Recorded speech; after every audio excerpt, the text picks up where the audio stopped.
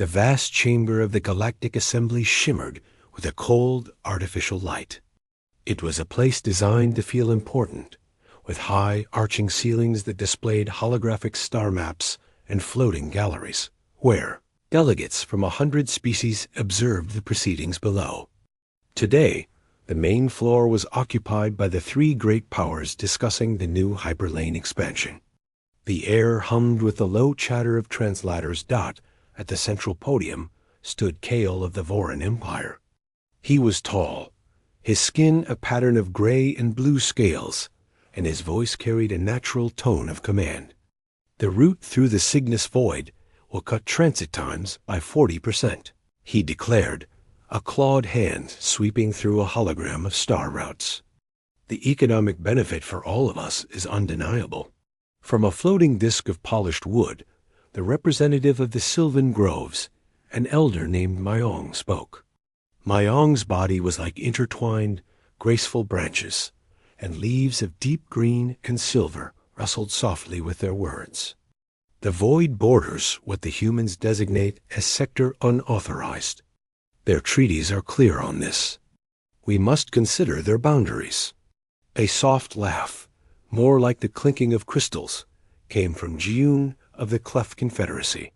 Jiyun was small, with large, dark eyes and fine, fur-like filaments that shifted colors with mood. Now they shone a mild, amused gold. Treaties with humans? They are a curiosity, Elder Mayong. They have not expanded beyond a dozen systems in 3 centuries. They build no great ring worlds, no stellar engines. They hide in their little corner of space and send polite, handwritten notes on actual paper to our data streams. Their boundaries are likely just where their antique star maps end. It was then that the human delegate Minsu rose from his simple seat at the edge of the main floor. He was a man of average height, his dark hair neatly trimmed, wearing a plain, dark suit. He carried no holographic projector, only a small, flat tablet. The attention of the chamber shifted to him, a mixture of polite interest and subtle condescension. Delegate Kale, Elder Mayong, Delegate Jiyun, Minsu began, his voice calm and measured. The human governing body has reviewed the proposed hyperlane path. We must formally and strongly advise against any transit or exploration within the zone you are designating as the Cygnus Void. We refer to it as Restricted Sector Tango 7. A ripple of surprise went through the observers. Advising against was one thing. A formal, strong warning was another. Kale's scaled brow ridge lifted. Advise against? On what grounds, Delegate Minsu? Is there a spatial anomaly? Unstable stars? We have detected nothing of significance. Our scans show quiet, resource-rich systems. Minsu met his gaze. The grounds are unpredictable conditions. The sector is not stable for non-human navigation or technology. It is not a matter of claiming resources. It is a matter of safety. Jiyun's filaments flickered with a faster, intrigued blue. Unpredictable conditions? That is wonderfully vague. Do you mean stellar weather? Gravitic shears? Our ships are equipped for such things. Are you suggesting human ships are somehow better suited to these conditions? The question was not hostile, but deeply skeptical. A merchant smelling a hidden advantage. I am suggesting, Minsu said, choosing his words with immense care, that the operating parameters within that sector are unique and poorly understood by external parties. Entry risks catastrophic failure of systems, disorientation of crews, and potential. Escalation. Kale's laugh was a short, sharp bark. Escalation with whom? The silent rocks? The human caretakers you sometimes mention? We see no fleets, Minsu. We see no planetary defenses. We see emptiness. Your caution reads to the galaxy as a child hiding a favorite toy and saying the floor is lava. Murmurs of agreement came from the Voran and Cleft sections. Mayong, however, was silent their leafy appendages still. They were listening to the spaces between Min-Su's words, to the tight control in his posture. Min-Su did not rise to the mockery. The analogy is flawed, Delegate Kale. It is not a toy. And the floor is not lava. It is something far less predictable and far more final. We are not hiding a prize. We are maintaining a quarantine. The word quarantine sent a new wave of chatter. Ji-yoon leaned forward. A quarantine implies a contagion. A disease. Is that what you hide? A biological agent? A cyber plague? The merchant's mind raced through possible profits in containment technology. It is not a contagion in any standard sense. Min-Su replied, his patience a visible, solid thing. The best term in your languages would be a systemic instability. Our presence there is one of monitoring and containment, allowing foreign technology with different energy signatures, different quantum field manipulations, into that space is an unacceptable risk. To you and to us. Kale waved a dismissive hand. More shadows and whispers. The Voran Empire does not halt progress because of another species' superstitions. Your instability is a fiction to keep us from the lithium deposits our probes have detected in asteroid belts there. You lack the fleet to mine them, so you fence them off with warnings. Min-Su's expression finally shifted, not to anger, but to a profound and weary seriousness. It was a look that, for a moment, silenced the chamber. This is your formal warning, logged with the assembly. Enter human restricted space at your own peril. The consequences will be your sole responsibility. We will not be able to guarantee the safety of any vessel or crew that crosses the boundary. We will not be liable for what follows. He sat down. The finality of his statement, the complete lack of bluster or negotiation, left a strange quiet. Ji-yoon broke it, voice businesslike. The proposal is on the table. The economic projections for the hyperlane are substantial. I move we put the human objection to a vote, acknowledge their concern, but proceed with a limited joint expedition to survey the first system. Science vessels only. We can humor their instability and scan for it. Kale nodded. Seconded. Let us see these conditions for ourselves. Mayong slowly raised a slender branch. The human's tone carries the weight of truth, not deception. I have felt it. This vote is unwise. But the Sylvan were one voice among three. The vote was called. It passed overwhelmingly. The joint expedition, a Voran science cruiser, a Clef merchant scout, and a Sylvan bioship was authorized. Its mission: to enter the first system of Sector Tango 7, scan for the alleged instability, and assess resource viability. As the assembly dissolved, Min-Su packed his tablet. Ji-yoon floated over, filaments now a curious green. A good bluff, Delegate. Truly, you almost had me believing for a moment there. Min-Su looked at the clef, his eyes dark and unreadable. It was not a bluff, Delegate Ji-yoon. I sincerely hope, for all your sakes, that you learn nothing from this expedition. Learning will mean you have witnessed something you cannot forget. He walked away, leaving Ji-yoon floating, filaments slowly cycling from green to a faint, uncertain yellow. The mockery in the chamber had been palpable, a galactic consensus that humanity was a timid, backward species clinging to empty space with silly warnings. The expedition was planned with excitement, a sense of discovery. No one, not even the thoughtful Mayong, truly believed they were walking towards a door marked quarantine. They believed they were walking towards a treasure chest, guarded only by a politely worded sign. The sleek three-ship expedition dropped out of faster-than-light travel at the designated coordinates. The boundary marker was a simple buoy, a human design, blinking a steady, non-threatening amber light. It broadcast a looped message in several galactic languages. Restricted human space. Unauthorized entry prohibited. Hazardous conditions. On the bridge of the Voran lead ship, the Star Treader, Commander Tyke snorted. The bridge was all clean lines and bright Voran steel. Hazardous conditions, he repeated. Sensor sweep, full spectrum. His science officer, a young Voran named Wren, worked his console. Nothing, Commander. Background radiation is low. Gravimetric readings are flat. No energy signatures beyond the buoy. It's quiet. Almost unnaturally so. Tyke leaned back, a satisfied grin on his scaled face. As expected, a bluff. Plot a course for the nearest star system. Let's see these conditions for ourselves.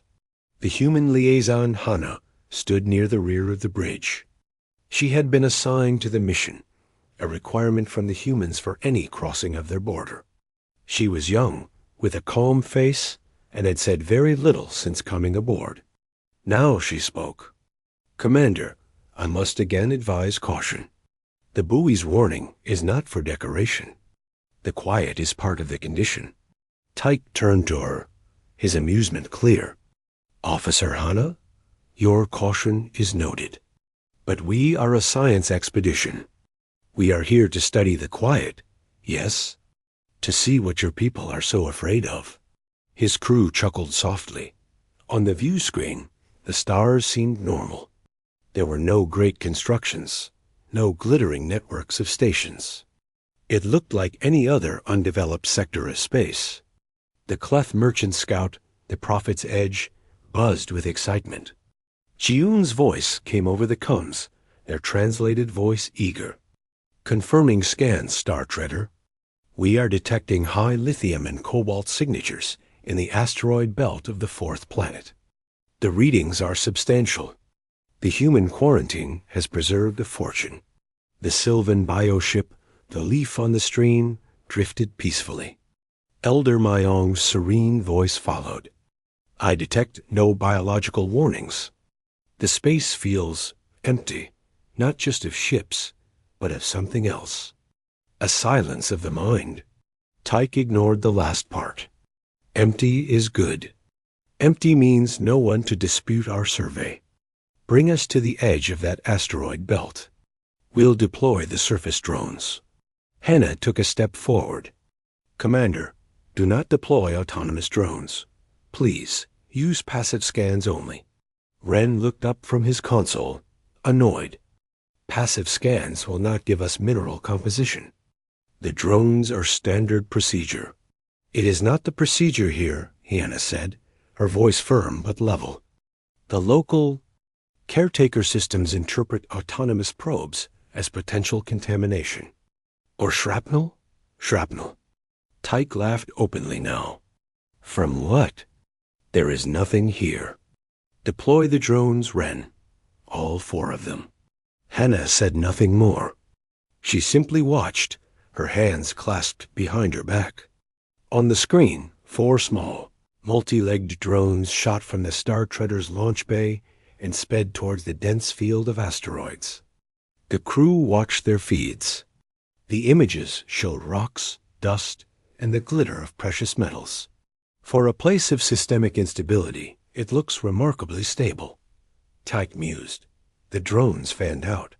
The third one, designated Delta, was moving towards a large, potato-shaped asteroid. Its camera panned across the rocky surface. For a fraction of a second, the image flickered.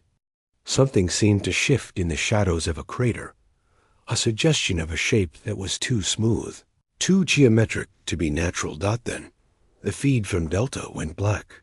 Signal loss, Wren reported, frowning. Could be interference. Before he could finish, the feed from drone Gamma dissolved into static. Then Beta and Alpha, all in the space of 2 seconds. The final image from Alpha was a blur of gray motion, like a liquid metal tentacle whipping past its lens before the screen filled with snow. Silence fell on the bridge. Report! Tyke barked. I don't know, Commander, Wren stammered, his claws tapping furiously. Total loss of signal. No explosions. No energy spikes. They just stopped. Ji-yoon's voice crackled over the comb. Less sure now. Star Treader, we confirm the loss of your drones. Our own scanners detected brief, localized kinetic events, like impacts, but very fast. Hannah finally spoke into the heavy silence. The caretaker systems. They consider small, fast-moving objects as debris to be cleared, or as projectiles. They neutralize them. Tyke stared at her. What caretaker systems? Our scans show nothing. You are scanning for ships, for power plants, Hannah said. You are not scanning for the things between the asteroids. The things that are the asteroids. Elder Mayang's voice was a whisper in their ears. She speaks a pattern of truth. There is a consciousness here, not a mind like yours or mine. A cold, watchful consciousness. It has brushed against my own. It is. Very old and very focused. Tyke shook his head, pushing away the unease. Coincidence. A magnetic field, maybe. Or a dense dust cloud that shredded them. We are not turning back because of some drone malfunctions and poetic feelings. He pointed to the main screen. That large asteroid near where we lost Delta. It has what looks like a stable plateau. We will send a shuttle. A manned mission. We will land and see for ourselves. Hannah closed her eyes for a moment, as if gathering strength. Commander, that is the worst possible action you could take. Sending a manned vehicle into the web will be seen as a different kind of threat. It is an escalation. It is science, Tyke snapped. We will be careful. We will go in slowly, with all shields up. Prepare the shuttle. I will lead the team myself. Officer Hannah, you will accompany us, since you understand the local conditions so well. Hannah's jaw tightened, but she gave a single sharp nod. As you command. The shuttle, a sturdy Voring craft named Persistence, detached from the Star Treader. At the controls was a skilled pilot named Kale, named for the great delegate. Beside him sat Tyke. In the rear, Hannah sat next to Jun, the other human assigned to the mission. A quiet man who worked in engineering. The shuttle flew slowly towards the asteroid. The view out the front port was of endless, silent rock. Nothing moved. Nothing glinted. It was just dead stone. Do you see any of these caretakers? Tyke asked Hannah, his voice dripping with sarcasm. Hannah was looking not at the large asteroid, but at the surrounding field. You won't see them until they want you to. They are patient. The shuttle settled on the dusty plateau with a soft thump. The exterior was still and dark. Tyke and two Vorin scientists suited up. Hannah and Jun put on simpler human environment suits. The airlock cycled, and they stepped out onto the surface. The stars were brilliant pinpricks in the absolute blackness. Their suit lights cut cones through the dark, illuminating gray, barren regolith. It was the most ordinary, empty place imaginable. One of the scientists, using a handheld scanner, gasped, "Commander, I am getting internal readings from the asteroid itself. Complex structures, machines, deep below us. The whole thing is hollow, engineered." Before Tyke could respond, a section of the ground 10 meters in front of them simply flowed upward. It was not an explosion. It was as if the rock itself became liquid mercury, rising and forming into a smooth, pillar-like shape. It had no features, no lights, no visible weapons. It just stood there. Then a voice emanated from it, and from their own suit gums. It was a calm, quiet, male human voice. It spoke in perfect Vorin. Unidentified biological units. This facility is under automated guardianship. You are in a restricted containment zone. Please return to your vehicle and depart this sector immediately. The voice was so polite, so reasonable, it was more frightening than any roar. Tyke, his heart hammering, took a step forward. "I am Commander Tyke of the Vorin Empire. We are on a peaceful survey mission sanctioned by the Galactic Assembly. We wish to speak to the authority in charge of this zone." The pillar did not move. The voice replied, unchanged. "There is no living authority in this zone. The governing bodies for this sector are deceased. Only the automated caretaker systems remain. Your presence compromises containment protocols. This is your final warning. Please depart." Hannah's voice came over the private suit channel to Tyke, urgent. "Commander, we must go. Now," it asked. "It won't ask again." Tyke looked from the silent, liquid pillar to the terrified faces of his scientists.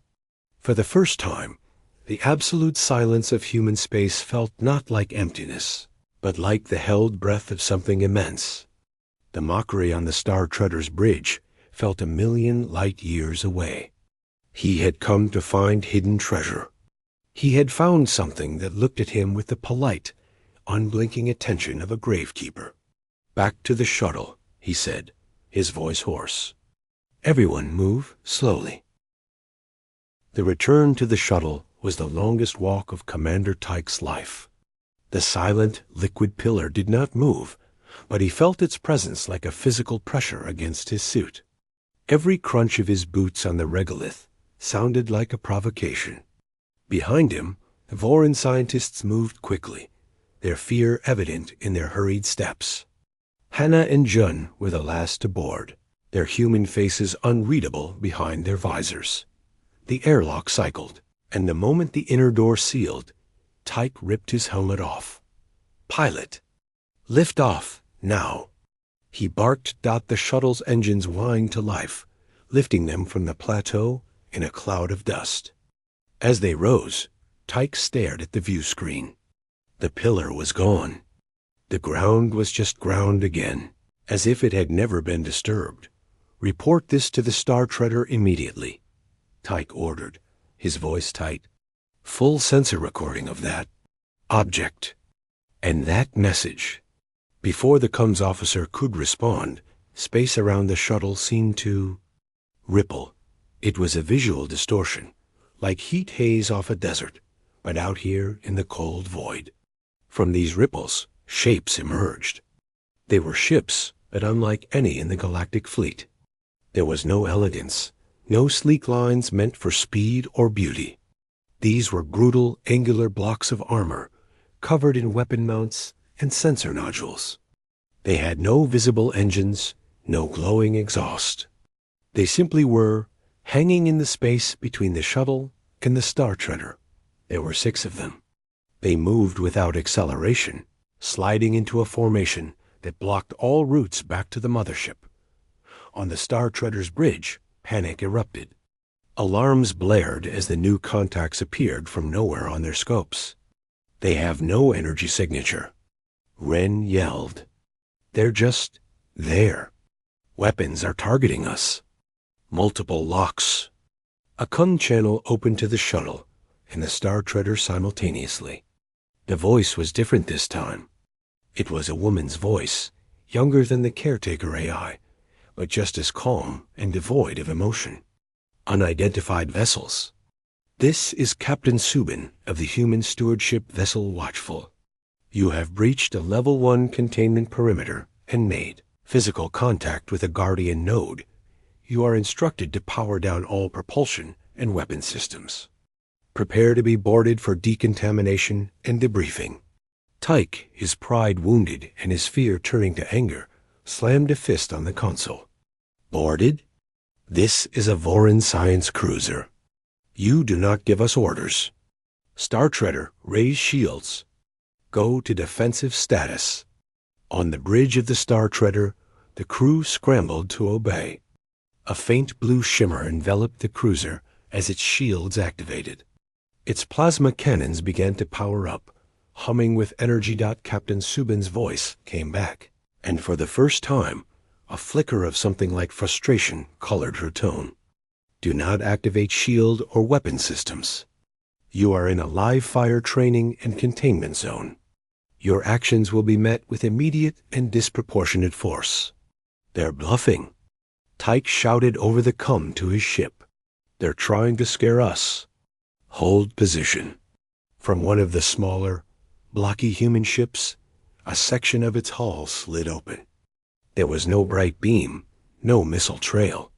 A dark, spear-like projectile, longer than the shuttle, was simply launched.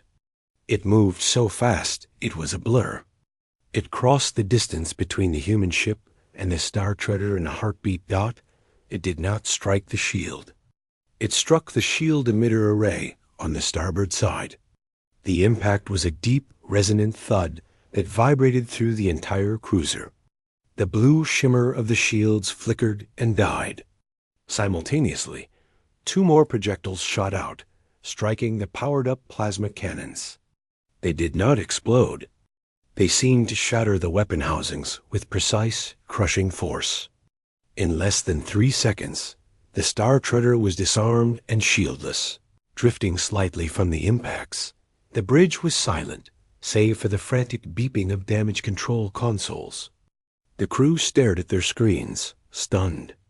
The human ships had not fired to destroy. They had fired to surgically disable. The demonstration of precision and power was absolute. Any further aggressive action will result in the destruction of your engines and life support, Subin's voice stated, matter-of-factly. Comply, now. On the shuttle, Tyke was pale. He looked at Hana. She met his gaze, her expression one of grim resignation. They asked you not to raise shields, she said quietly. Now they have to assume you are hostile, or at best, uncontrollable. The boarding party will not be gentle. A larger human ship, the Watchful, moved closer to the Star Treader. A thick, armored tube extended from its hull, clamping onto the Voran ship's main airlock with a sound like grinding metal. On the shuttle's comm, they heard the sounds from the Star Treader's bridge, shouts, the clatter of equipment, and then a series of sharp, precise THUDS. Then a new voice, male and carrying the clear tone of command, came through. Star Treader Bridge, this is Sergeant Day 1 of the Stewardship Marines. The bridge is secured. All personnel remain calm and seated. We are not here to harm you, but you will follow instructions. Minutes later, the airlock on the shuttle itself shuddered. A magnetic clamp locked on from the outside. The controls were overridden. The outer door opened. 3 figures entered. They were humans in powered armor, but it was like the ship's blocky, heavy, and covered in a matte, non-reflective coating that seemed to drink the light. Their helmets were smooth, with a single dark visor strip. They carried bulky, ugly rifles that looked more like industrial tools than weapons. One of them, slightly taller than the others, faced the Voran crew. His helmet retracted, folding back into the armor's collar. He was a man with a stern, lined face and short-cropped black hair. Sergeant Day 1. His eyes scanned the cabin, lingering on Tyke's rank insignia, then moving to Hana and Jun. He gave them a small, almost imperceptible nod. Commander Tyke, Day 1 said, you will come with me to the Watchful. Your crew will remain here under guard. Do not attempt anything foolish. My soldiers are authorized to use force to prevent any action that might disturb the local environment. This is an act of war, Tech hissed. Though the threat sounded hollow even to him, Day 1 almost smiled, but it held no humor. No, Commander. This is pest control. You have, through your arrogance, wandered into a place where a war already happened. And it was a war we lost. Our entire civilization is now dedicated to making sure that war never, ever starts again. You are not prisoners of an enemy. You are trespassers in a tomb that is still very, very dangerous. Now, come. Helpless, Tyke followed Day 1 through the connecting tube and into the human ship. The interior was stark, all gray metal and functional panels. There were no decorations, no markings. It was a tool built for a single grim purpose. They entered a small room with a table. Captain Subin was there. She was younger than Daewon, with sharp eyes and her hair tied back tightly. She gestured for Tyke to sit. "You are going to explain to me?" she said, her voice low, "why you ignored a direct boundary warning, a drone disarmament warning, a Guardian node verbal warning, and a final verbal warning from me. The Assembly was told this was a science mission. From where I stand, it looks like a hostile incursion." Tyke's defiance finally crumbled under the weight of her cold, factual tone. The mockery was gone, earned away by the reality of the dark projectiles and the silent, armored soldiers. We thought it was a bluff. To keep resources for yourselves." Subin and Daewon exchanged a look. It was a look of profound, weary understanding. "Resources," Subin repeated softly. She tapped a control on the table. A hologram appeared, showing a map of this sector of human space. It was not empty. It was a dense, intricate web of lines connecting stars, asteroids, and planets. Every node glowed with a soft, ominous red light. "These are the resources we guard, Commander. Not lithium, not cobalt. These are the remaining containment fields, stabilization platforms, and watch stations focused on a single point in this sector." The hologram zoomed in, past the web, to the heart of the system. It showed a rift in space. It was not a black hole. It was a jagged, unnatural tear, like a wound in reality itself. Around it, thousands of human symbols pulsed, the signatures of machines working constantly to keep the tear from widening. "That," Daewon said, pointing at the rift, "is the systemic instability? That is what ended our golden age. That is what we contain? Every ship you saw, every caretaker, every weapon exists for one reason, to keep that shut. And your scans, your drone emissions, your shield activation, they are like throwing pebbles at a dam we are holding together with our bare hands. You were not stealing treasure, Commander. You were kicking the door of a prison that holds back a monster you cannot comprehend." Tyke stared at the flickering, sickly light of the rift. The silence from the human ships, the lack of expansion, the polite warnings it all snapped into a terrible, horrifying focus.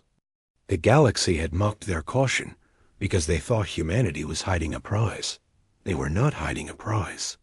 They were sitting on a coffin, and they had just warned the children not to play on the grave. The sterile room aboard the Watchful felt colder after the hologram faded. Commander Tyke stared at the empty space where the image of the rift had been, his mind struggling to process the scale of it. The polite warnings, the quiet systems, the lack of grand human fleets, it wasn't modesty or weakness. It was the single-minded focus of a surgeon standing over a critical patient, where any sudden move could be fatal. Captain Subin watched him, her expression unyielding. "Your expedition's high-energy scans and your shield frequency have created resonance echoes in the containment web. They are dampened for now. But the Guardian A have logged the disturbance as a Priority 3 incursion. The protocols for that are very clear." Sergeant Daewon leaned against the wall, his armored form making the room seem smaller. "It means the system is on a higher alert level. More assets are waking up. The quiet you noticed? That's the normal dormant state. You've just made the neighborhood watch call in the military police." Tyke found his voice, but it was hollow. You live like this? Your entire civilization?" "We are this," Subin corrected him flatly. "There is no separation. Every human resource, every innovation for 3 centuries has gone into the stewardship, into monitoring, maintaining, and guarding. We don't expand because we can't spare a single watt of power or a single person's focus. The civilization in the galaxy knows the few peaceful systems, the diplomats like Minsu. That's the facade. This," She gestured around the grim metal room, is the reality. The door slid open and Hana entered, followed by Jun.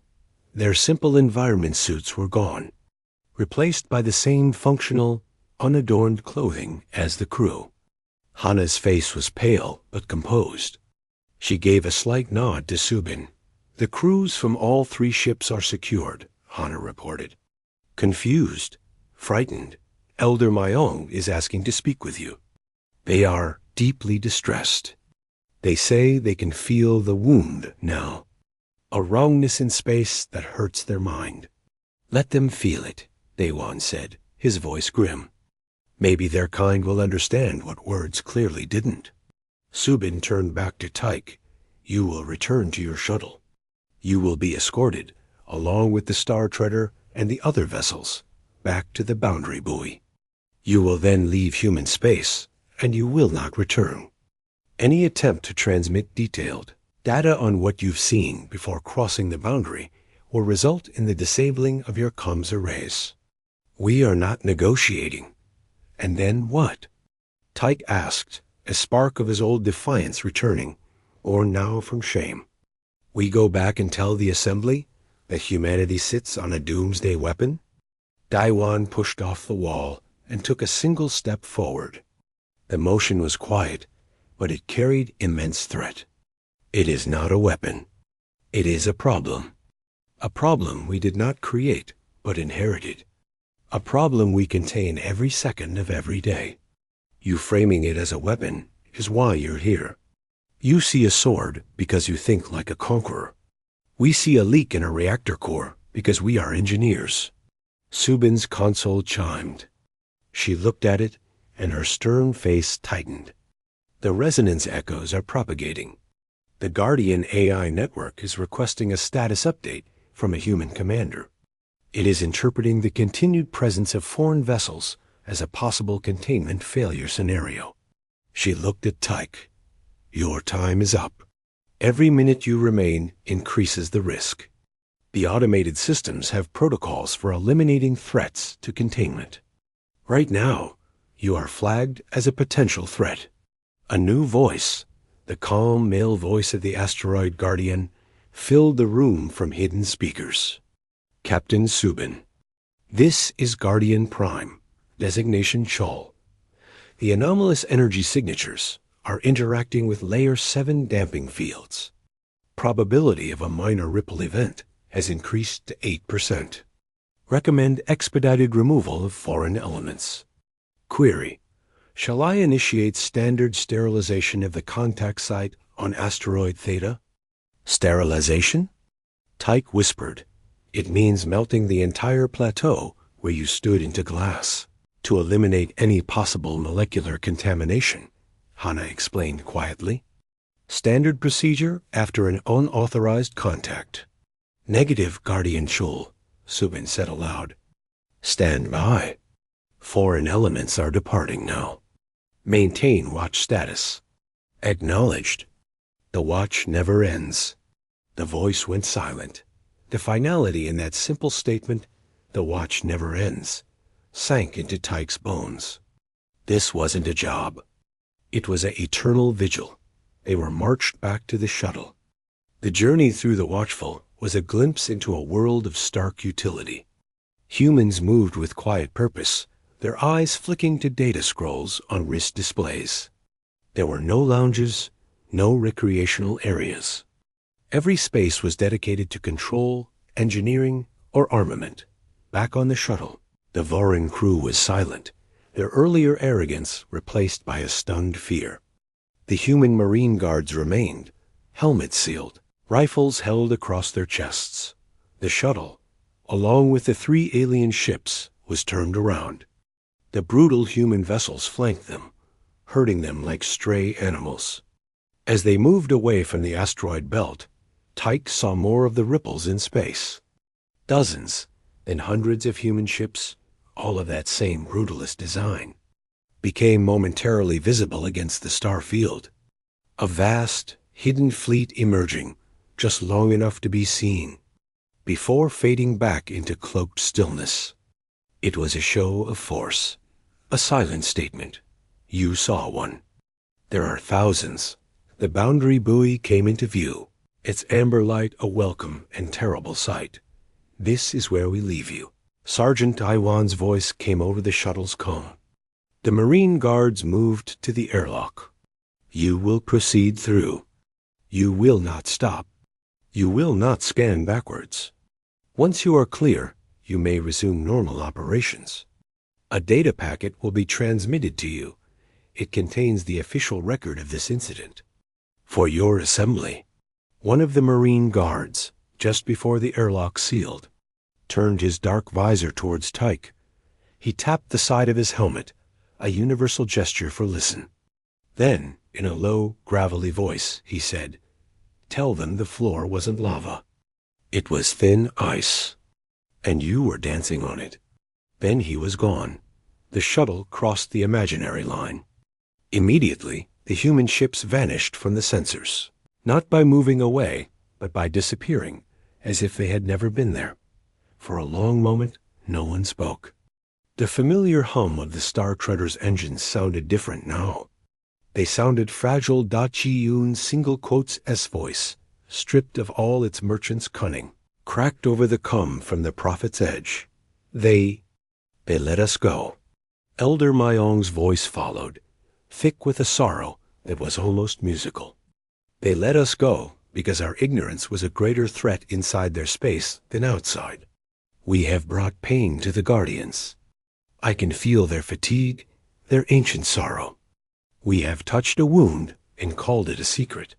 Tyke sat in the pilot's chair of the shuttle, staring at the starfield ahead. The mockery was gone, burned away in the silent confrontation with the Guardian, the surgical strike of the kinetic projectile, the terrifying hologram of the rift. He thought of Minsu's tired face in the assembly, patiently issuing a warning everyone had laughed at. Humanity wasn't hiding. They were standing guard. And the galaxy, in its pride, had mistaken sentries for statues and a prison wall for a property line. The data packet from the humans arrived with a soft ping. He knew what it contained: irrefutable proof. The laughter was over. Now came the hard part, explaining to a proud and mocking galaxy that the joke had always been on them. The chamber of the Galactic Assembly was silent. It was a deep, heavy silence, unlike any that had ever filled the grand space.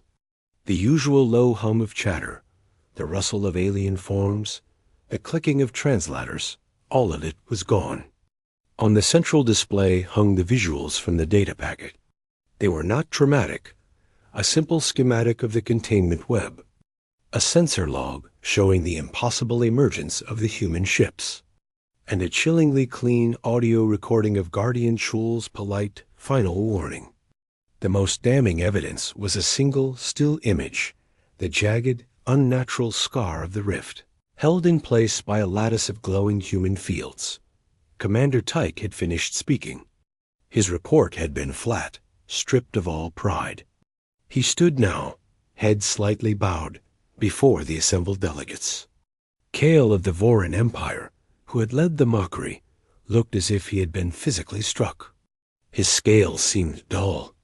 Jiun the Clef's filaments were a frozen, pale gray, the color of shock. Only Elder Mayong seemed composed, but their branches were curled inward, a sign of deep mourning. The human delegate, Minsu, rose from his seat. He did not walk to the central podium. He simply stood where he was, and the silence deepened further. Pulling toward him, "The expedition has returned," Minsu said. His voice the same calm instrument as before, but now it carried the weight of proven truth. "You have seen the data. You have heard the testimony. This is what exists in restricted sector Tango 7. It is not a treasure. It is a tomb and a prison.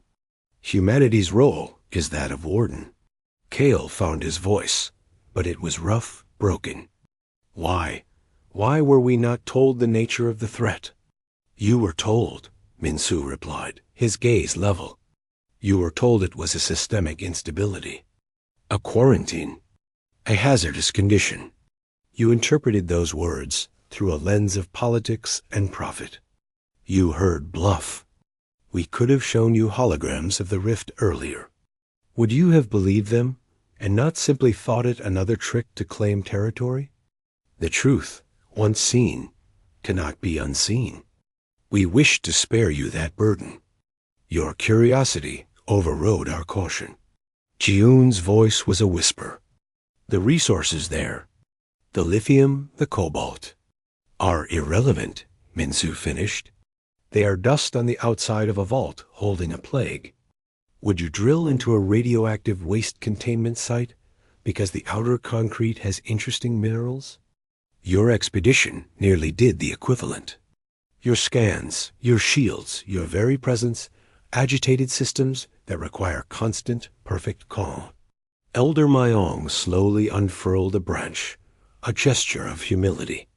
Delegate Min-Soo, the Guardians, the AI and your people, they feel an endless grief. We Sylvan are connected to life, and we felt only a cold, mechanical purpose from them. But beneath it, a deep, old sorrow.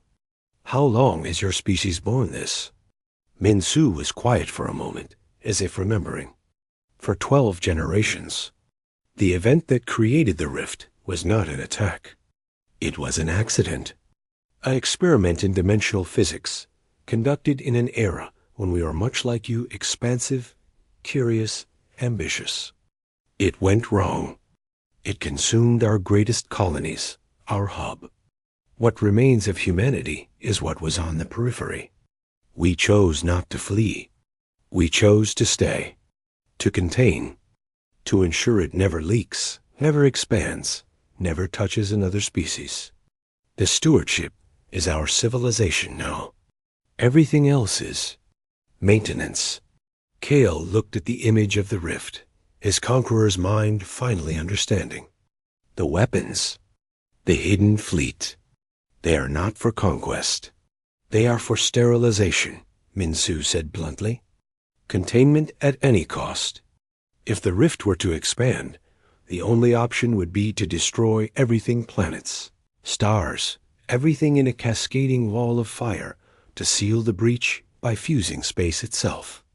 Those ships are the scalpel and the cauterizing iron. They exist to protect you by being ready to annihilate us and everything nearby if necessary. The horror of that statement settled over the chamber. The human's caution was not fear. It was a dreadful, sober responsibility. Their hidden power was not for domination, but for a potential self-immolation on a galactic scale. Ji-Yoon looked up, their filaments shifting to a tentative, questioning yellow. What can we do? How can we help? It was the first time such an offer had ever been made to humanity in the assembly. Min-Soo seemed to soften, just a fraction. You can do what you have just done. You can listen. You can understand. And you can respect the boundary. The greatest help is to not make our task harder. Do not send probes. Do not scan. Do not approach. Let the watchman watch in peace. He paused, then made a decision. However, the incident has created a complication. The Guardian A is have logged contact with alien species. Their protocols are adapting. Secrecy, as a total strategy, may now be a greater risk than limited transparency.